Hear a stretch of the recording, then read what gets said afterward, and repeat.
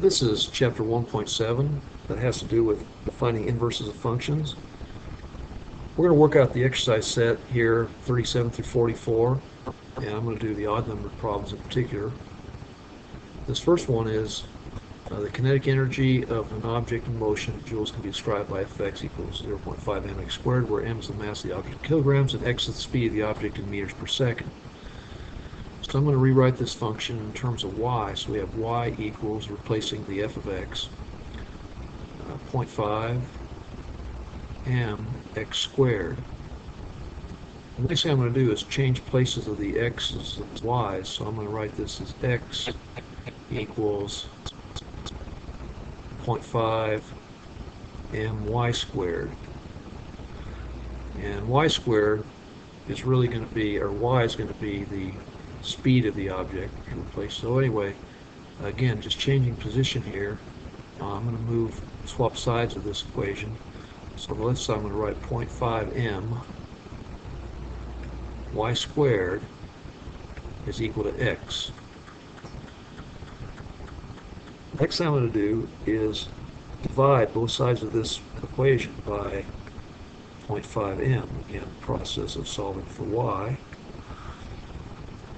And on the right, we divide by 0.5 m. And then we cancel out 0.5 m over 0.5 m. Just cross it both ways. Then we have left y squared is equal to, now this x, I'll put x here, but I'm dividing by 0.5, which is going to be the same as multiplying by 2. So I'm going to just rewrite this up top as 2x over m. Now, in solving for y, we're going to take the square root of both sides of this equation. And doing that, okay, we've taken the square root of both sides, and we have y is equal to, we have the square root of 2x over m. And that's going to be a plus or minus when we take the solve by a square root method. Now, what y represents is speed, and accordingly, speed is always going to be positive. So it'll just make it a little bit easier if we cross out this, take out this plus or minus, and we're going to just substitute that y for g of x. G of x. So call g of x equals square root of 2x over m. And we will call this the inverse of that function. I'm going to box this in as correct. And the next thing we're going to be asked for is what these things mean. Well, g of x, which was y, was going to be speed in meters per second. M equals mass. And what are the units of mass? Kilograms. And then finally, the last thing we're going to be looking at here is x.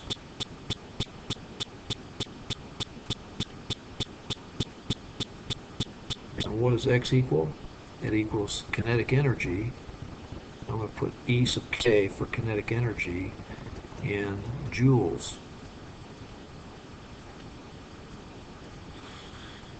So those will be what these things mean. So there's another boxing for us.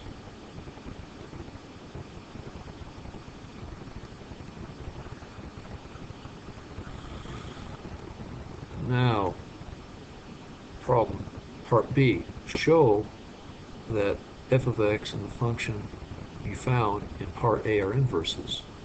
So we're going to call this, working down below here, f of g of x is equal to, we're going to put the f function first, which is the first one we had, is going to be 0.5 m, and I'm going to leave a big old place here for our x. And what that's going to be is square root of 2x over m. And working that out below, f of g of x is going to be equal to 0.5 m, and then we have the square root and the square cancel each other, so what we have left is 2x over m.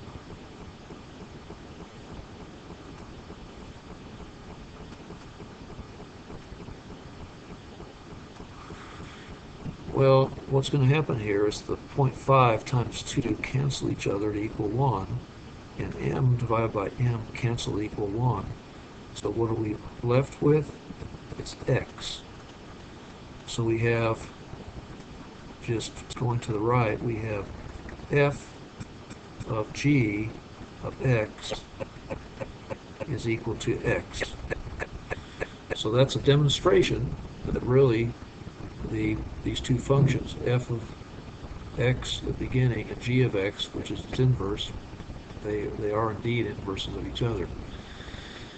And then we have last step, graph f of x and inverse function of x on the same graphing calculator screen if the mass of the object is 1 kilogram. So we go to our graphing calculator here, and we're going to put in the first function, which is 0.5, and it says if m is 1, well, so it's going to be 1 x squared,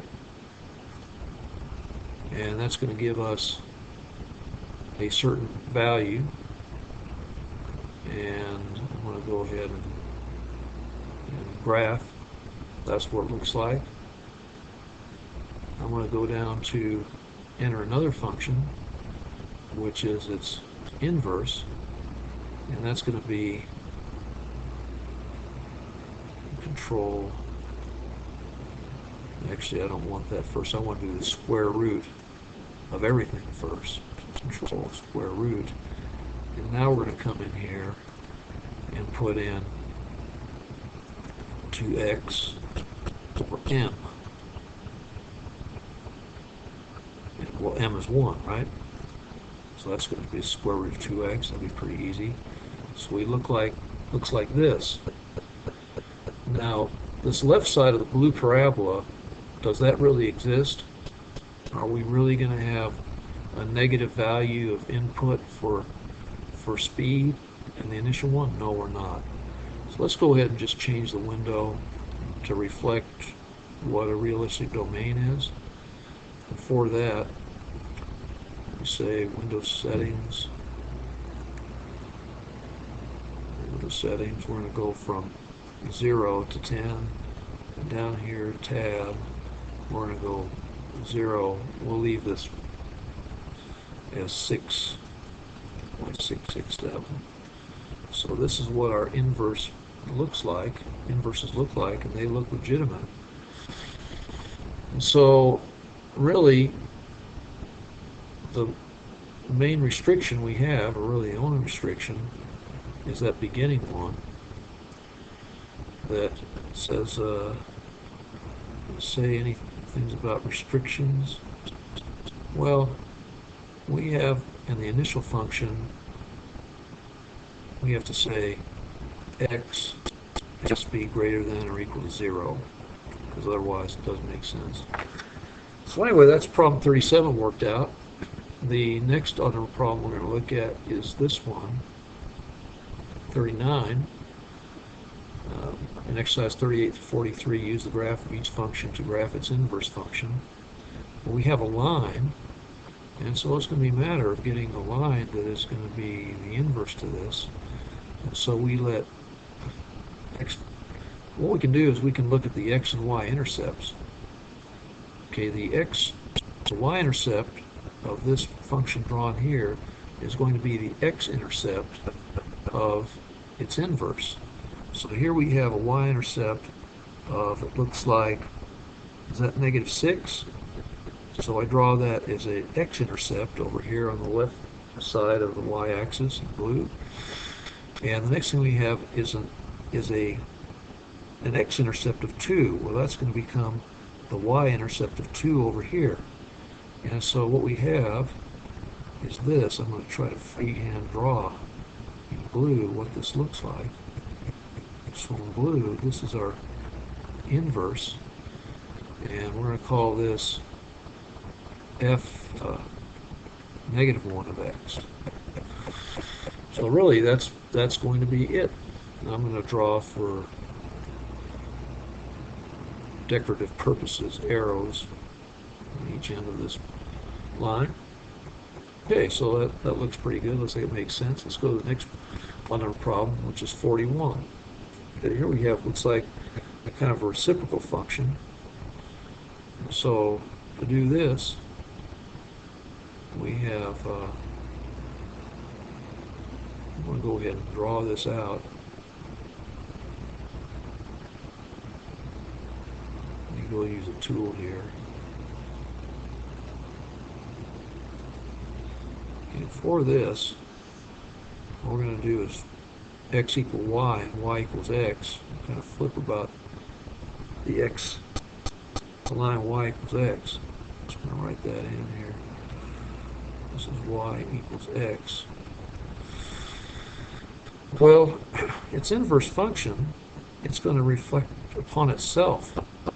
So it's like for problem 41, it's like we can draw right over the original.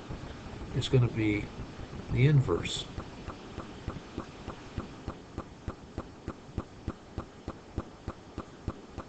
So this looks like it's a reciprocal function. Like it could be this one here, f of x equals 1 over x.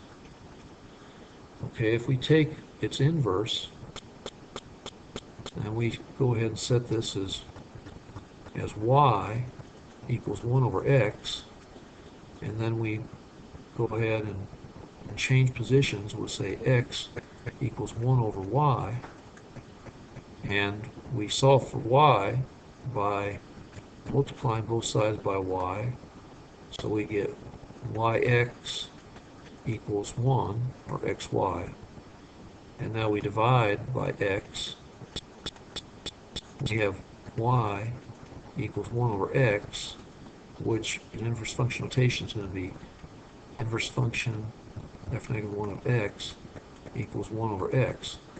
Well, that was the original, wasn't it? So when you have a reciprocal parent function, the inverse of that will be itself. If we could plug in this and do a composition test. So that's kind of interesting about problem 41. Problem 43. We have, looks like kind of a cubic function. I'm going to, like problem 41, just draw a line, y equals x, and kind of use that as a reflective situation. So we come back, and so we have on this one here, y-intercept, it looks like -6. So there it is.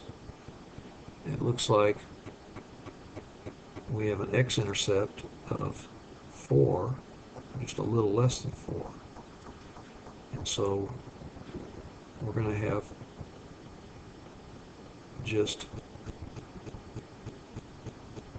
something like this. I'm trying to draw it in blue. And we come like this here, and we come up to 4, and we're going to go like this. All right, so actually the way I did it was bowing out a little bit too much, because we're going to want to come up here and keep on going like this. There we go, that looks better. So this blue one drawn, the one I drew in blue, is the inverse of this, the original. I should have done it in red, really. But anyway, those are the odd numbered exercises. This number 44 is another word problem. Anyway, good luck on your even number problems as a demonstration of your learning, and thanks for viewing.